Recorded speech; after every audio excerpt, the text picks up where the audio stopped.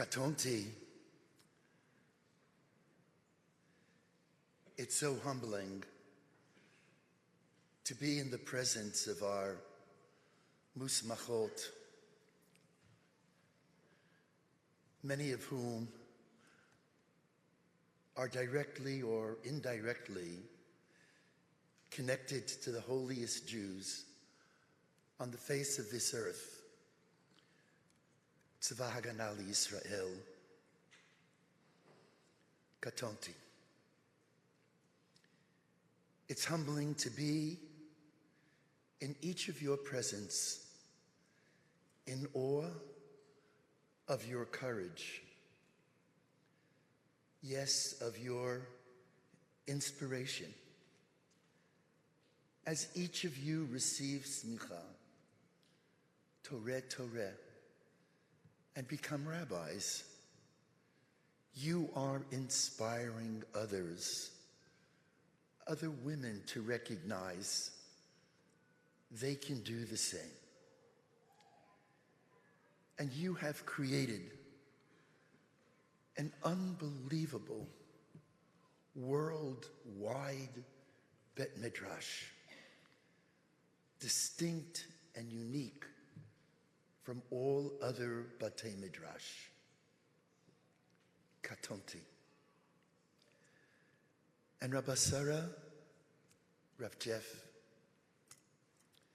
Rav Daniel, Erica, and I know Beld is watching from the heavens, and Tibadli L'chaim Arukim, our dear Blue. While it is true, Lo Merubchem, we're not a people of great numbers. Notwithstanding, dear Sarah, when I hear that as of tonight, 75 women have received Orthodox Semikha and are rabbis in Israel, and next year we will have reached 100. Zehayom Asa Hashem.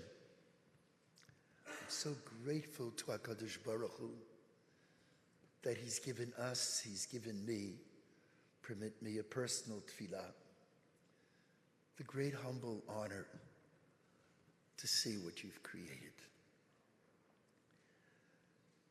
This Chag HaSemikha takes place in a very dark time.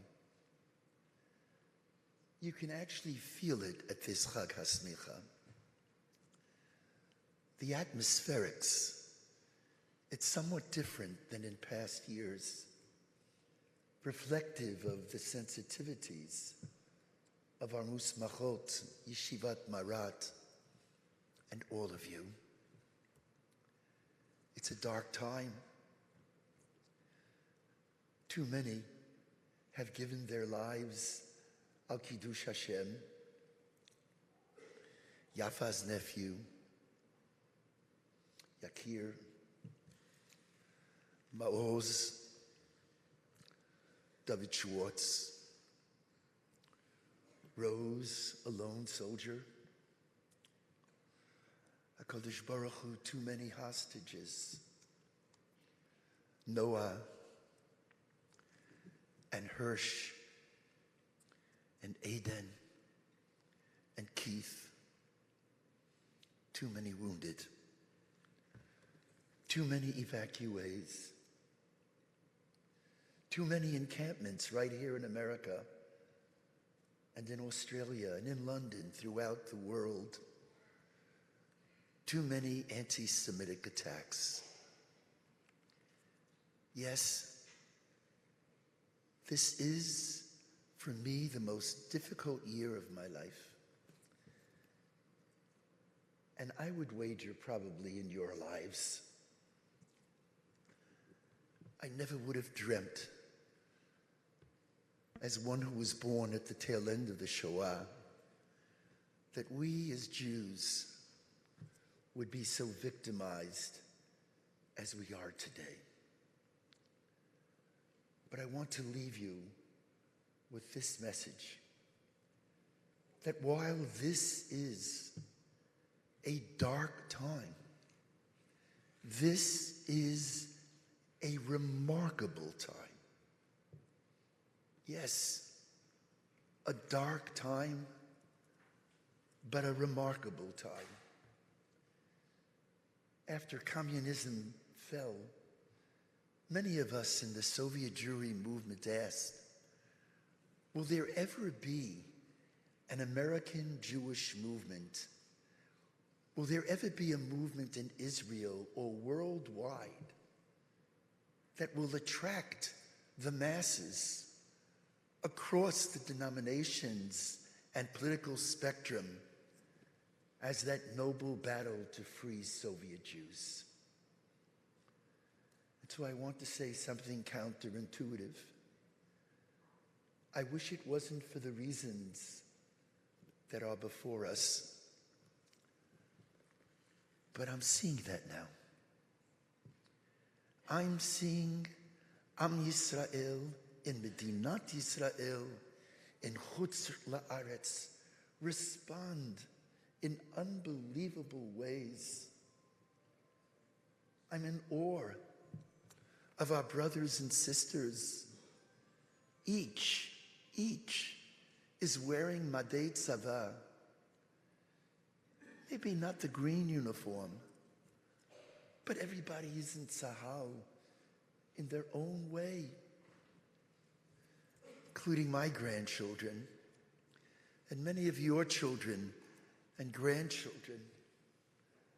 I wear not only this hostage emblem, but this diskit from our eldest, Gilad, who was in Gaza for so many, many weeks. Yes, what a response it has been in Medinat Israel. And what a response it has been here. I don't remember synagogues having pictures of hostages on its outside walls. The number of days hostages have been in those dungeons of darkness. I don't recall that since the days of Anatoly Sharansky and Yosef Mendelevich. I don't remember the marches in London, in Australia, in France, even in South Africa, in America, in Israel. Sunday mornings, a group of 10, 20, because movements is not just the hundreds of thousands. It's kima, 10 here, 10 there. We, with all my heart, I believe, we are experiencing a transformation of Yirmiyahu Hanavi's Atzamot HaYeveshot declaration of Avda Tikvatenu. Yirmiyahu cries, our hope is lost. And our response, as the Hatikvah proclaims, Od lo avda tikvatenu. Od, that small little word that Rabbi Sarah spoke so beautifully about, Ayin Dalid. Od means against all odds, against everything that's natural. Od lo avda tikvatenu. Od Avinu Chai. Our fathers are alive. Our mothers are alive. Our God is alive. Am Yisrael and Medinat Yisrael, Bezrat Hashem, will continue thriving higher and higher. Yes, my dear Musmachot, this is a dark time. But for me, it's the ultimate moment of hope. Speak to all of the experts in the field. For example, those on campuses. And they'll tell us that tens of thousands, even hundreds of thousands of Jews who were unidentified because of the terrible insult of 10/7. They have stepped up and identified themselves as Jews for the first time. And being a reactive Jew has its nobility. And now, dear Somchot, this is where you step into your leadership. Am Israel is waiting for you. Our people are waiting for you. The world is waiting for you in synagogues that you're going to lead, campuses that you're going to lead, federations that you're going to lead, the vulnerable and lonely in hospital beds whom you will uplift in all kinds of ways, and you'll take it to the next level. This is an eta kosher of turning this reaction into a proactive identification and commitment.